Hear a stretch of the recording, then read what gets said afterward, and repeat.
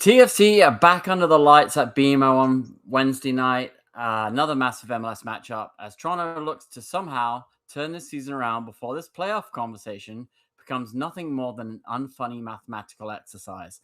And God, did we do that a lot last year.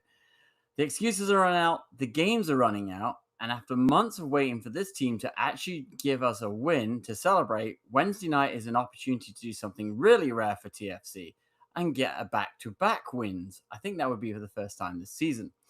But Charlotte comes into town looking to spoil the party, and let's be honest, Toronto FC have been pretty extremely generous hosts this season.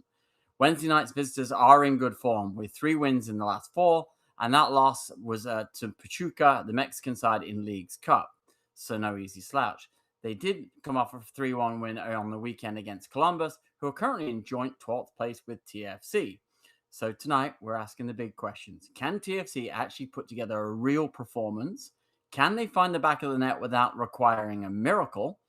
And most importantly, can we get through 90 minutes without completely losing our minds and a player to injury and a dumb red card? Welcome to TFC Unplugged. I'm Noel. This is Sean. Thanks for watching. Welcome back. It feels like we did this recently. Yes, we did yesterday. Sean, hello again. Hey, what's up, Noam? It's been forever. Like an hour. That's how I feel. I feel like I've Yeah. sat here a lot, right? So that's good. It's not well. Well, you know what? It when we have these midweek games, you guys get to see more of us. So it's not like y'all don't want more TFC content. So here we are. We're gonna give you as best of a positive preview as we can with regards to the reality of it, right? Charlotte is in good form. This Yeah. is not going to be an easy task for a team that, like you said clearly, we I don't want to say we leak goals, but we're not when we go up against top quality teams, they seem to find it pretty easy, putting it behind us, right? Even if it's a 1 goal, 2 goals, but at the end of the day, we haven't had a great performance against a top team. At least not that I can remember this season. Yeah, I think if you look at it, right, like Charlotte's fifth in the league, right? They're just behind New England, who we just beat on the weekend, and they're climbing. They beat a couple of Mexican sides in the League Cup. They have been pretty decent form. They look pretty good. They obviously don't have Luis Saha. They kind of went away from the big name and try and build some solid players. And I think that's again, you're starting to see that now with some of the MLS teams where they're not necessarily going after the big names. They're trying to build solid teams with just a solid core and a better unity and group ethic. And Charlotte's a good example of that. And I think if you watch that game against Columbus are in a bit of a weird spot, but you got to look at it though. Columbus is in Montreal. I think they've got Montreal on Wednesday night. So if they beat Montreal, we're going to be 3 points behind them. So we need that. Do you know what I mean? Yeah. I just, Calcio's got it in the chat there. Without Mihailovic, hoping for a draw, I'm wary of teams like Charlotte because they look like a team that's got a unity to them, and they look like they have a really good coach and a really good structure in the way they play. And I like the way they play. I've watched them a couple of times this year. Just had them on in the background. But if you look at how they played last year, where they're trying to get Zaha in it and trying to get him going, this year they're not playing that way. They're playing as a unit. And I said this to some the other day. They actually reminded me a little bit of 2016 TFC, where they look a couple of players short of being a legit contender for something. Do you know what I mean? We said that about Nashville last year, and look what they did. They went and got some guys to get them over the top. I think Charlotte's in that position. So we can't take them lightly. We can't obviously, underestimate them and think, oh, we just beat fourth place New England. Fifth place should be easy then. That's not the case. It's a different team and a Yeah. different way of playing. And eh, you know, good. We'll take the win, but it's not as if it was a dominant performance by us, right? So going into the home game, my worry is, our playing style. defensive against a team that you don't want to give, a well-rounded team like Charlotte that much time on the ball. They will punish you, right? So we need to be You don't invite on. the pressure, right? That's what you're saying. No, Yeah. right. And I mean, essentially that like we saw that's why they scored the late goal on us on Saturday, right? Like at the end of the day, if you're even if it's a more 50-50 game, you have a better opportunity of getting at least getting a result, right? If Yeah. that means a draw. But when you are playing literally on the back heel for 70% of the game, the odds of you winning are like you're not and that's my worry is that we all know what kind of coach Frazier is. How is he all of a sudden going to be attack minded? And like Kelsey said, without Mihailovic, like now you're gonna have to again, which it's not like we haven't played without him before, but like who now comes in and fills that role? Mhm. We don't know if Osario's healthy. You have a great idea, which you know that's out of the box thinking, and I don't see that kind of mindset from from somebody like Frazier, right? Which is moving Theo to the number 10 and playing Henry on the wing, right? Palacio, is he finally going to get some minutes? Is he y- fit? That's the that too, question. right? Like, uh, it's going to be a hard one. It's going to be a tough Wednesday night at home. Right now, I think they'll play for a draw. I do think they'll play for a draw. I know that's cynical but to say, but I think that's we've seen this here's before from Robin Fraser. We saw it last year a lot where he looked content. And I used the Vancouver game last year constantly as a reference point. He didn't look like he wanted to win. He looked like he wanted to hold it and then try and see if he can nick something on the break late in the game.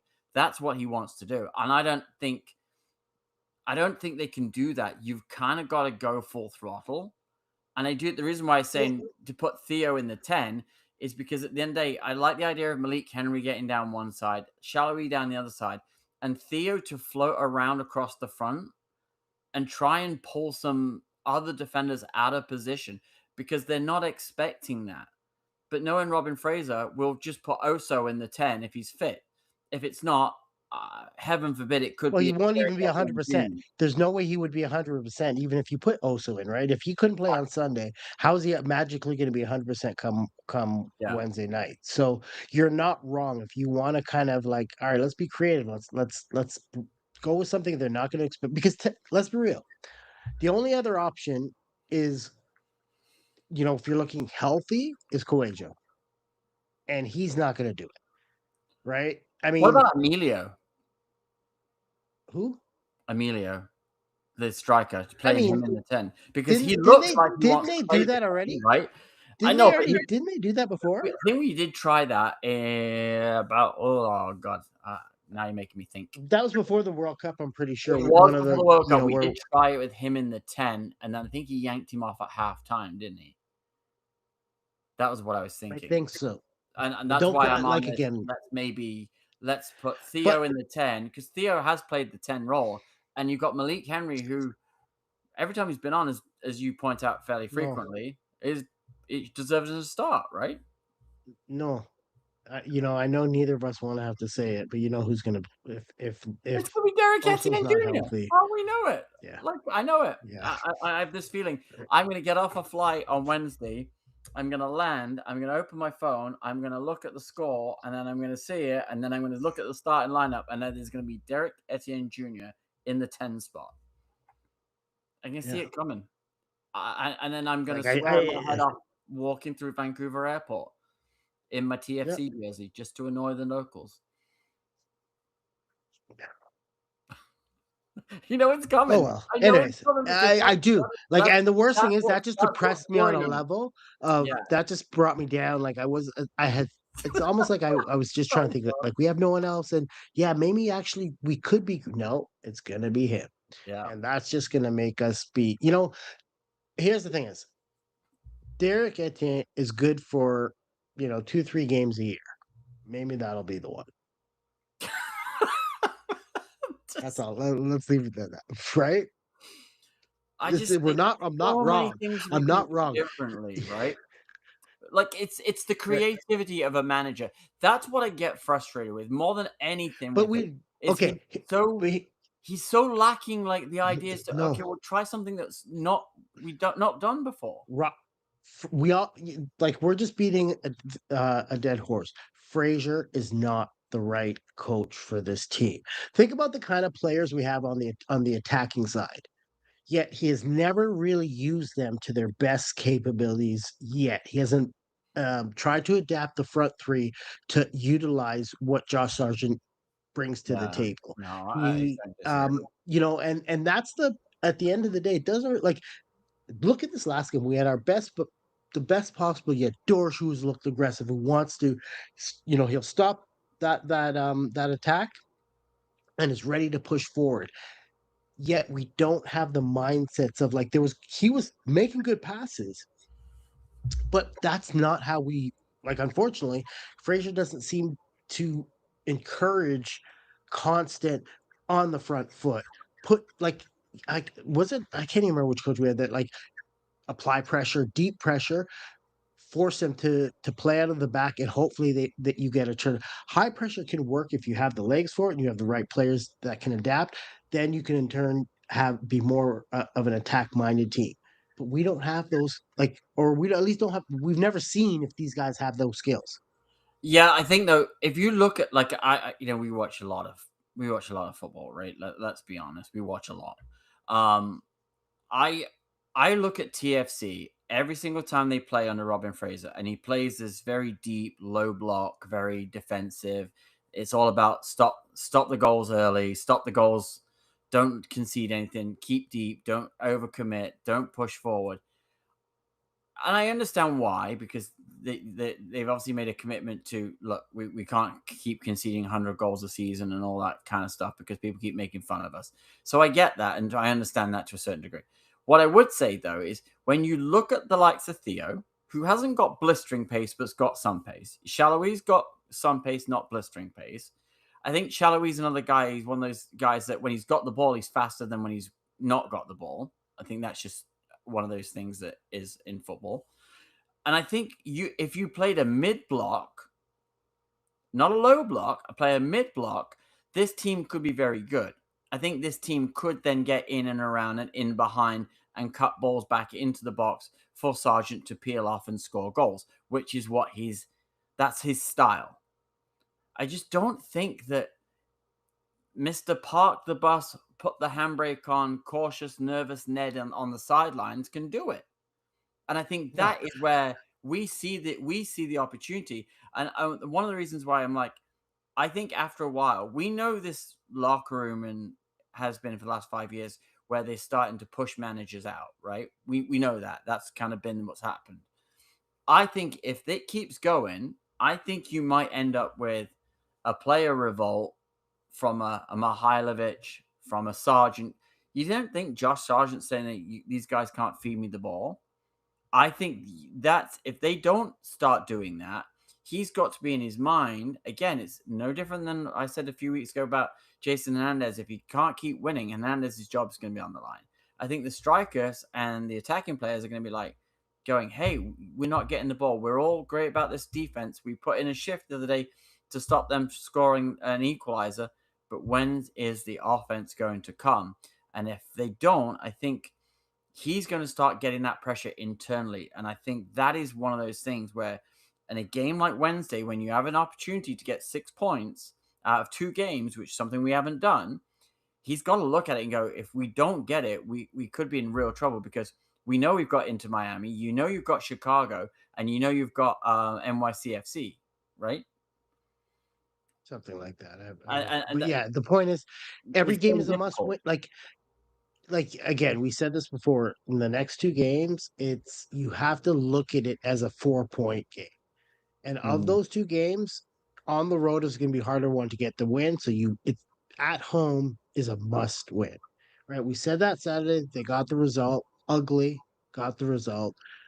Downside is you lose your number 10, now you're going into a game already, which it's not like we haven't played shorthanded, so now no. this is really when you need somebody to step up, and hopefully you find, with having a player like Dorsch, maybe he's going to be that fire that gets a few other players going, right? That really gets gets, the aggression or the hunger in a few of these players that have been a little lackluster, right? Because Frazier doesn't have the mindset to spark any hunger, any fight out of these guys. Like you said, he's that let's sit back, let's, if we get that counterattack, great. But he hasn't played. He's not a team coach that's known to play aggressive front foot football. I think Dosh is a wildly interesting because last couple of days we've been like going across like all the platforms and reading all the TFC Oh, content. Like he's he's told got you he someone's gonna does have a have the door fan short base by excited. tomorrow. Like he does have the fan base excited, man. And I think the comment that stands out to me the most, and I read it on various platforms, is the fact that he looks like a real leader. He looks like a real captain. And I think a lot of people are already after 2 games going, there's a man that's coaching on the field, a man that's leading by example, and a man that might fire some people up. And I think that might Yep, be really good for some of those players that, quite frankly, like a DeAndre Kerr or, that need a kick up the backside and they're not getting it from the yeah, coach. I think he might be the guy that starts doing it, which I'm like, sign me up for that. Right? yep. Because I like that. I like that about him. He looks like he's got a bit of fight. He looks like he's got a bit about him, and he's been, a former vice captain in his previous club. So I, I'm down for some Dorsch action and kicking some people's butts and taking some names Yep. because someone needs to like to fire up some of these guys' backsides to get them going to get playing because we are running out of games and that was kind of what I was alluding to at the start is if you don't get anything out of this game against Charlotte, you're going to struggle in the next 4 to get something. And I think Yeah, we all know that pressure is going to then if they lose on Wednesday night, you you got a lot of issues because the next game it's they gonna be might the be harder one to. they might be a wounded animal and take it out on somebody, right? And you Yep. know how well we travel. Yeah. Well, yeah. You know what? That's kind of it. There's really not much more to kind of dwell on. Like, let's be real. Like, Yeah, every game and every conversation we're gonna have here and out until we actually get, until we know we're in or out, is do or die, must win. This team has to get the result. It's really that simple. There's no, we can sit here and wax about this style, that style. They had to get the result. I don't care how they play. And truthfully, at the end of the day, we can sit here and nitpick all this of, we don't like his style. We can't keep, playing, having you got to win a 30% bit of possession. it. But if Yeah. we get the win, we'll take it. Like, and that's the reality, right? So, Yeah. with No, that and being and said, I do think that's fair because at the end of we do have to win. Like we might have to win ugly all season, and I think that's the way it's going to be. I just yeah, don't think it's not long sustainable. term, it's No, not and, long. and, No, and that, it's that's not. that's It's kind of not. what we said. We said at the end of the game last, on Saturday. It's not sustainable to keep playing this way. You can't keep waiting for wonder moments. Someone having a bit of a howler.